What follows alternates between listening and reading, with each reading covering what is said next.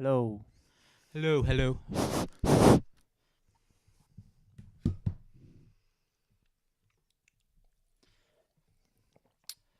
Welcome to the Stanley Street Social Podcast presented by MAP. My name is Alex Clements. I'm here with Campbell Flakemore. We are live on Instagram. We'll be on YouTube later today and on the podcast as normal. To kick things off, first of all, make sure you check out the Wayne Swass Potty, the episode 2 of Outside the Bubble that we released on Sunday, which is proper good.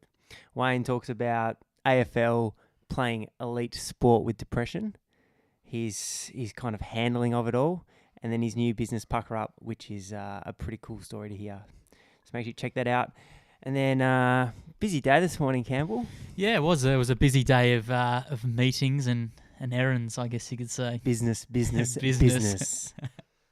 Popped into the MAP headquarters in Melbourne. Good day of business, though.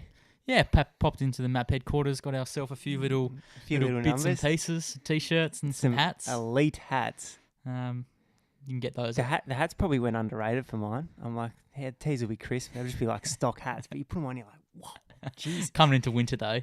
Running winter. Hats inside. Yeah, but right. Isn't it kind of fashion at the moment? Just wear hats all the time. Apparently. Yeah. So you can check out that apparel at map.cc, and we'll be doing something with MAP in the next couple of weeks. And correct. If you're going to buy a T-shirt, probably buy this one. I don't know what it's called, but I'll tweet a link later because the design's off chops. So the content today, we're going to talk mostly about the Giro, which starts this weekend. We're going to touch on Romandy at the end, and also a small-ish French race that we had some Aussie success at overnight. So do you want to get us underway, Albie, with the Giro? And also, if you've got any questions, send them through the Insta Live little question tab at the bottom. We had 2 last week, which thanks to those. And yeah. What'd you say? Kick us off, sunshine, with the Giro. With the Giro preview. Get us underway. What are we going to be talking about? We'll run through the riders first of all.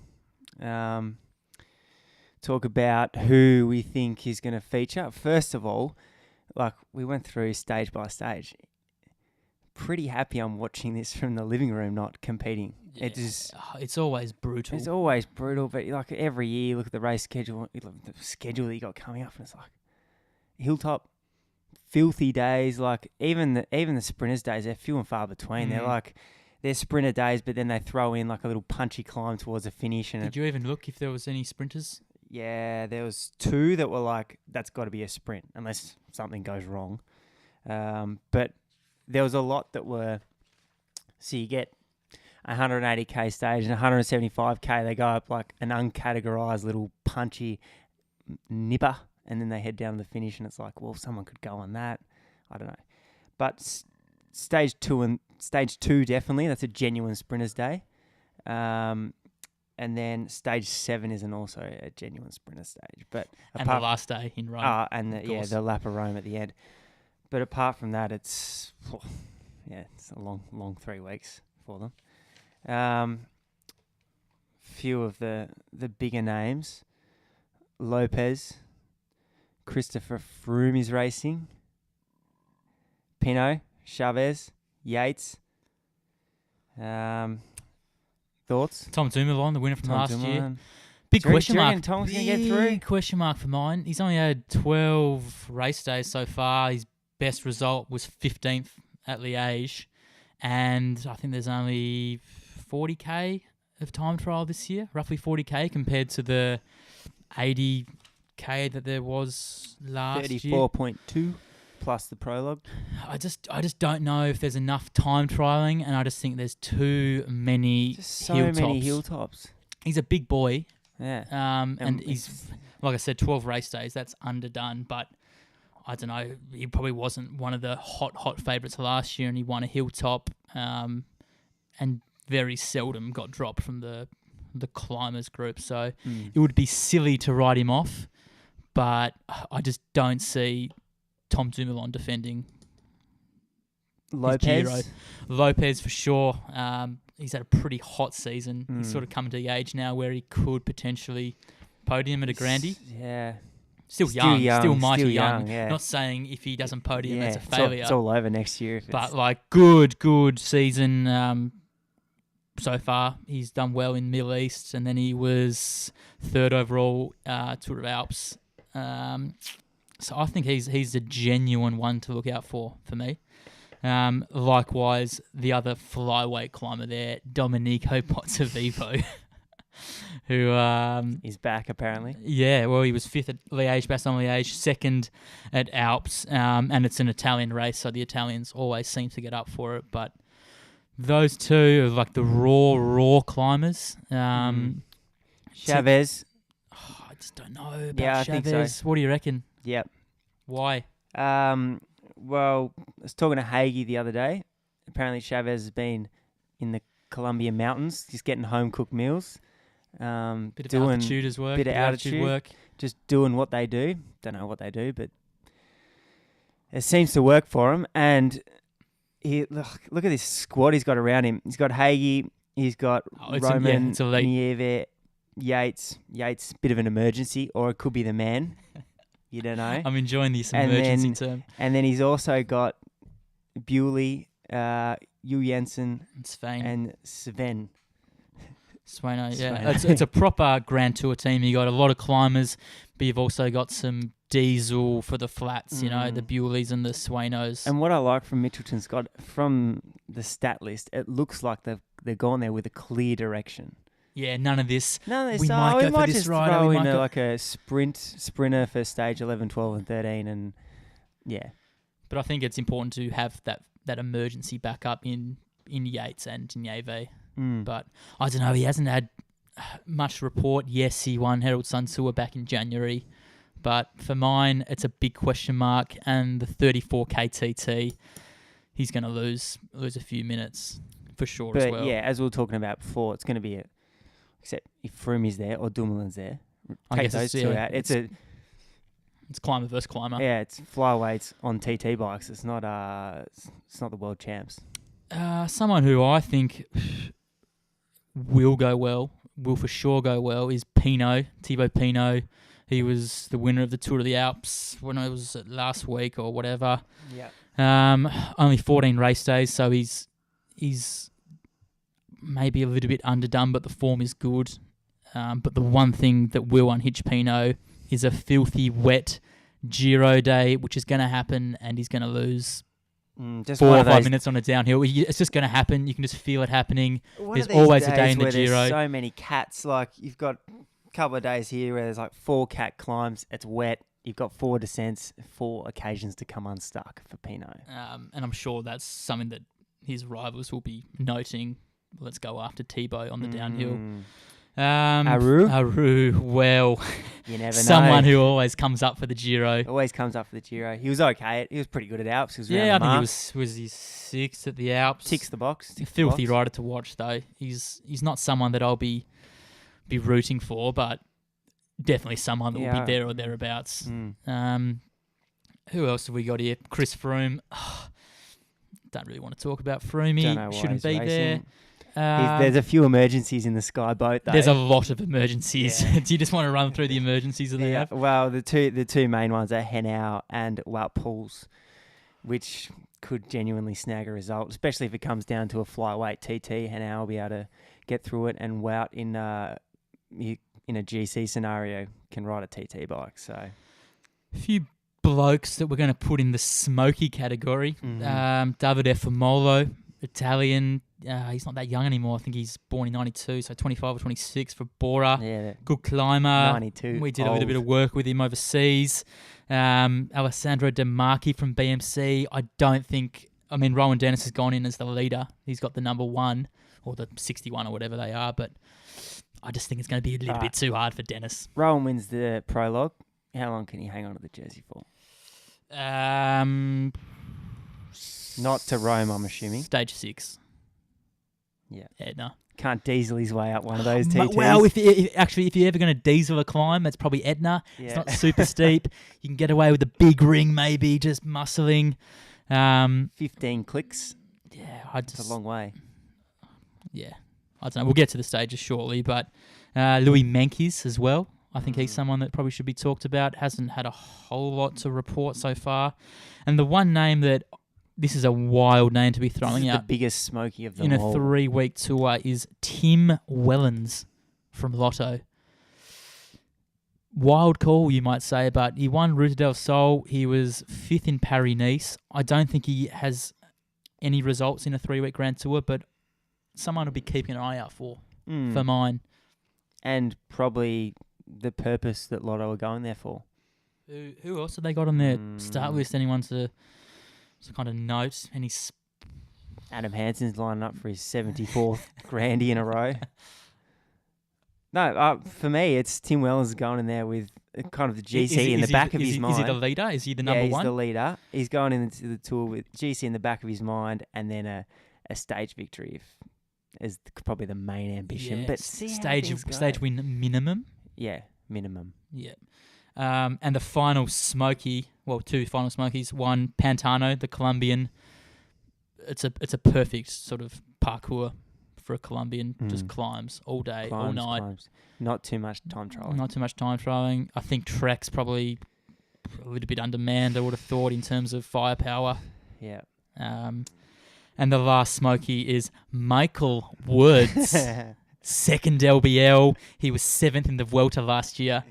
You know what? This bloke, he could podium here. I'm going to go out and make a wild call like that. The cool thing about this race is it's just whatever happens. You just don't know. It's just so much climbing, so much variability in the stages. It's like something.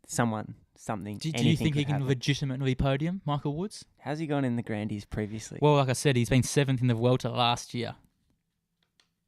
If you go top 10 in the Grandy, you can go top 3. I don't know.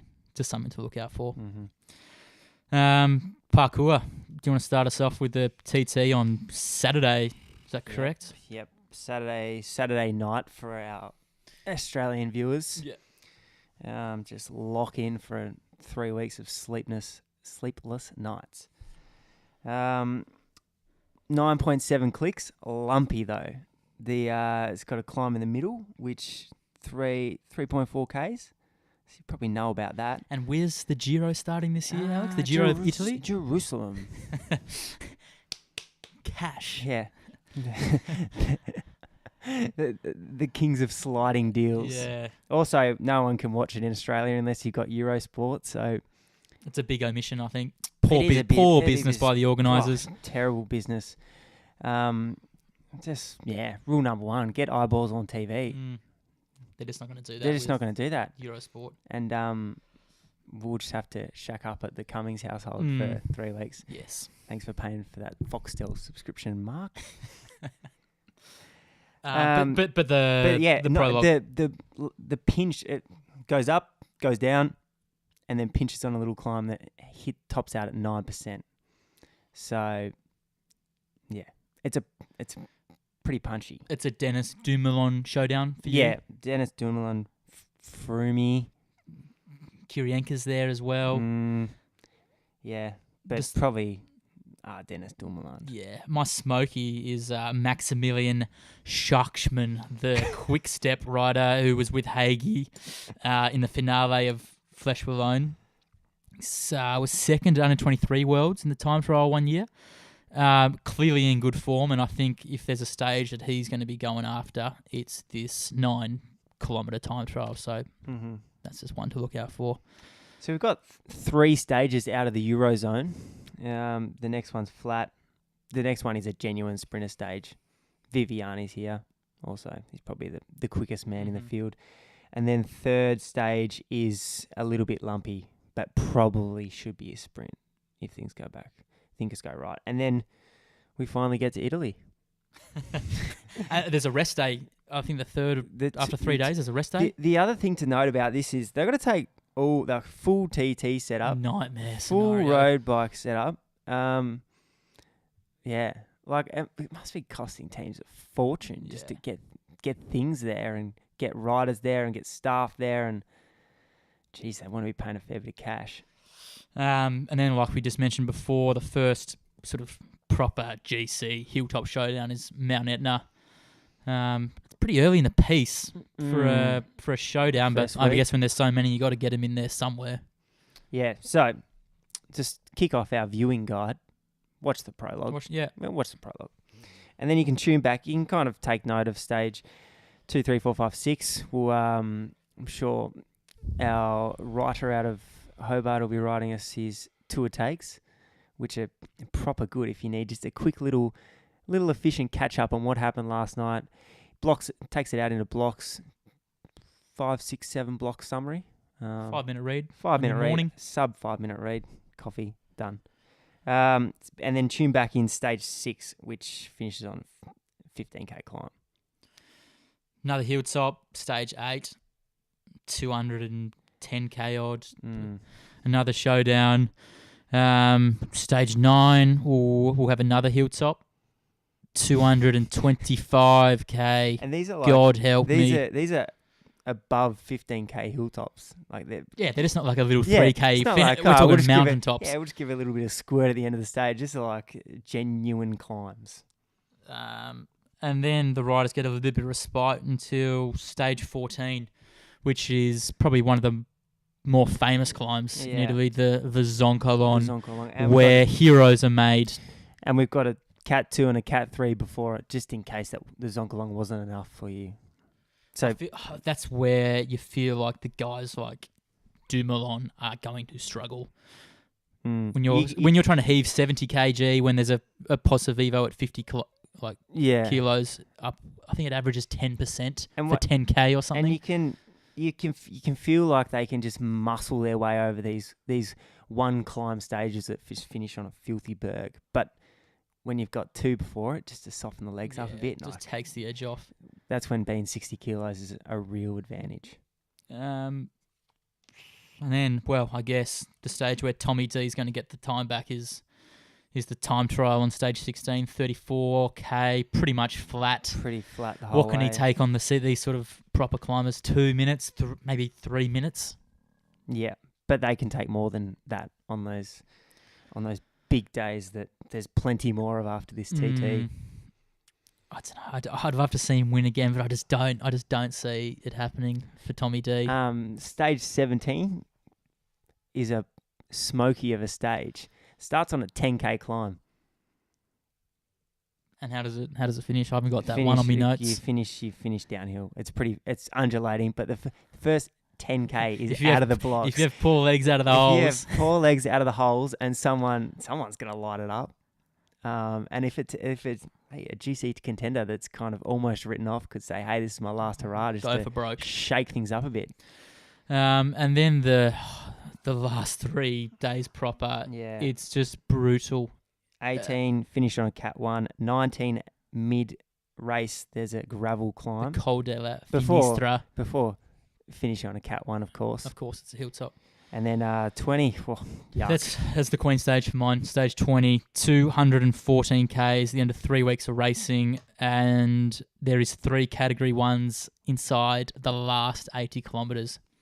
You go into stage 20 having the pink jersey by 2 minutes and finishing off the podium, finishing outside the top. Like you can go pear-shaped so easily, so late. And then a lap of Rome to finish off. Proper race. I think it's my favourite race, like Grandie of the year. I mean, the Tour is cool. The Vuelta is a spaghetti western, but the Giro, it's just like it's so raw. It's like it's so unpredictable. It's wild. Yeah, except it's not on TV. Yeah, it's a pity. It's a real pity, but alas. Your tips? Have we got any questions yet? Let's have a look.